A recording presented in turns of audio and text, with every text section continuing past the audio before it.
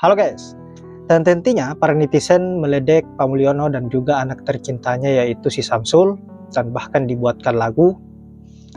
Nah, yang parahnya katanya Pak Mulyono ini takut jika rakyat mulai bergerak di tanggal 14 nanti. Waduh, apakah benar rakyat akan bergerak untuk mengadili Pak Mulyono atau hanya omong-omong semata? Patut untuk kita nantikan. Aliansi Mahasiswa dan Rakyat Indonesia mulai tanggal 14. Nah sahabat-sahabat, untuk itu langsung saja kita lanjut ke videonya seperti apa, dan semoga sahabat-sahabat terhibur.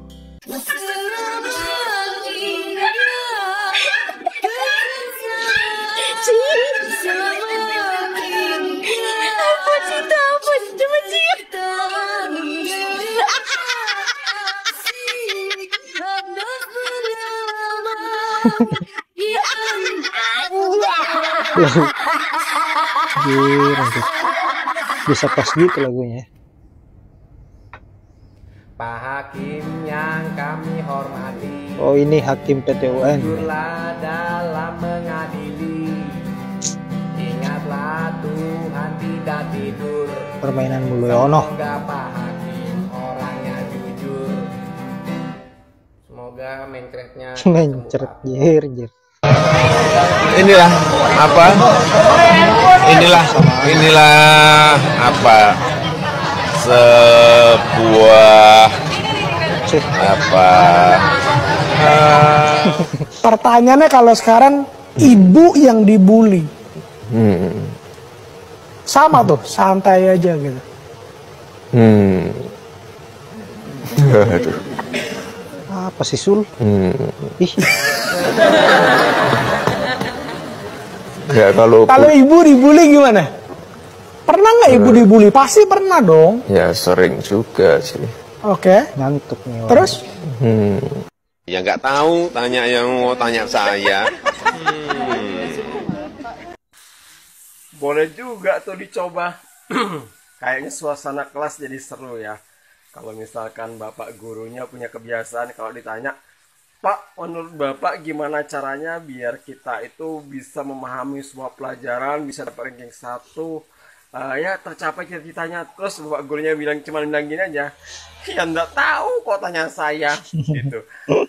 Jadi kita kayaknya nggak perlu belajar gitu. Jadi soalnya nih kalau misalkan bapak gurunya nanya kita, anak-anak kita mau ulangan, nomor 1, saya diktekan aja pertanyaannya ya. Nomor 1, siapa yang menemukan listrik? Terus muridnya rame-rame jawab, ya nggak tahu kok tanya saya gitu. Jadi seru dong kalau misalkan punya guru yang seperti itu. Suasana kelas bisa enjoy aja, nggak perlu belajar. Soalnya kalau ditanya cukup bilang, ya nggak tahu kok tanya saya. Juli. Jokowi ini panik banget. Paniknya gimana? Takut rakyat bergerak. Kalau sampai rakyat bergerak, Jokowi masuk penjara. Karena penegak hukum tergantung sama rakyat Indonesia. Kalau rakyat Indonesia bergerak, penegak hukum akan mengikuti. Makanya kemarin tuh koordinator yang di bawah itu yang teriak-teriak tangkap Jokowi, adilin Jokowi, sudah didatengin dan dikasih jabatan, dikasih uang sama jabatan. Makanya orang yang teriak-teriak itu yang terlalu lantang harus perlu dicurigai.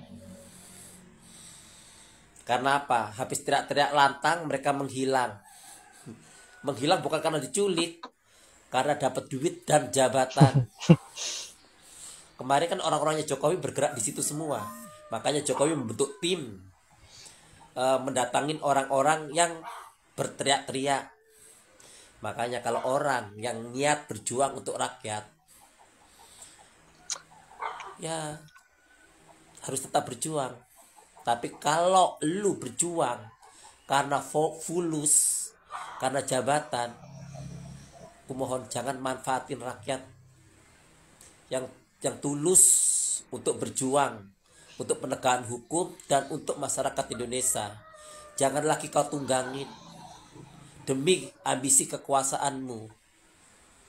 Kalau kamu mau menjilat-jilat aja Jokowi dah, jangan jilat rakyat Indonesia. Salam waras. Sekiranya inilah nawa dosa Jokowi yang Uni lansir dari Tempo. 1. Dinasti dan oligarki politik. Kita semua dipertontonkan manuvernya membangun dinasti politik secara telanjang dengan memberi karpet merah pada anak untuk memperpanjang kekuasaan. 2. Pelemahan institusi demokrasi. Ya ini lagi Jokowi memang melemahkan lembaga pengontrol eksekutif kan. 3. TNI di ranah sipil.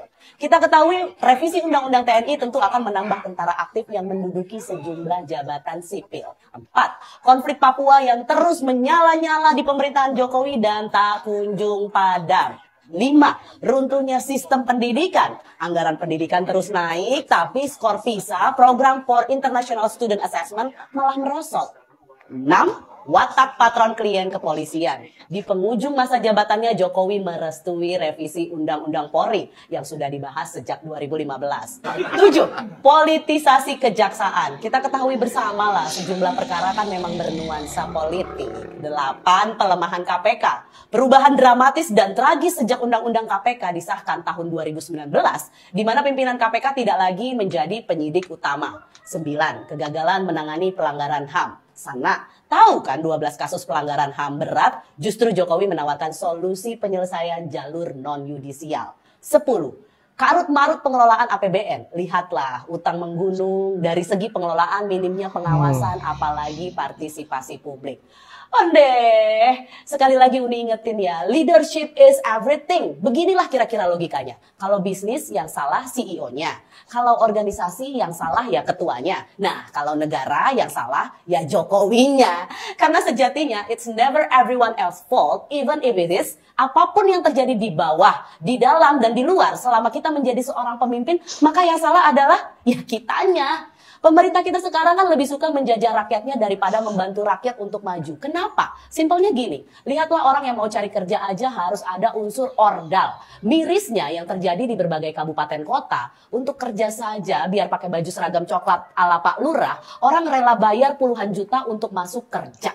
Entahlah fenomena apa yang terjadi di negara Konoha Uni ini ya. Terasa satu nusa satu bangsa hanya berlaku di grup keluarga Jokowi dan pejabatnya saja. Kita jelas loh kalah sama Filipina aja deh, negara tetangga yang deket. SDM mereka para pekerjanya dipakai di negara manapun dan mereka kalau mau kerja ke luar negaranya sangat gampang tanpa keluar uang. Belum lagi kondisi banjir impor, sandang pangan dari Cina, Korea, India, Thailand, Australia, Vietnam. Ya bagaimana nggak industri tekstil orang kita jadi ambruk? Uni mengutip kata Dr. Sukidi Mulyadi, seorang intelektual dan aktivis keberagaman. Beliau bilang, hari ini orang-orang kita terlalu berpegang teguh pada tradisi feodalisme, koncowisme, nepotisme, politik balas budi, menekankan senioritas dan konflik kepentingan. Kebijakan yang diambil seorang pemimpin akan mengubah nasib rakyatnya. Inge-inge yo Pak. Ajudan, Sekpri, tolong dicatat ya biar Bapak ingat ya. Tambah Cik. Siap, itulah komentar yang sangat cerdas dari Mbak yang di video terakhir tadi. Saya kira terlalu banyak dosa Pak Mulyono terhadap rakyat Indonesia. Dan memang wajib untuk diadili. Wajib untuk dikerangkeng. Dan putranya wajib untuk dibatalkan menjadi wakil presiden Republik Indonesia. Karena mempunyai latar belakang atau jejak digital yang sangat buruk, yang tidak beretika sama sekali, tidak mempunyai moral, memberikan contoh yang buruk terhadap rakyat Indonesia. Nah, sahabat-sahabat, saya kira saya tidak berlama-lama. Terima kasih sudah menyempatkan diri untuk menonton dan semoga apa yang saya bisa bermanfaat dan juga apa yang menjadi sindiran-sindiran netizen tadi dan lagu untuk Pak Mul dan juga putranya, saya kira bisa menghibur sahabat-sahabat. Dan saya akhiri dengan ucapan wallahul muwaffiq ila aqwamit thoriq. Assalamualaikum warahmatullahi wabarakatuh.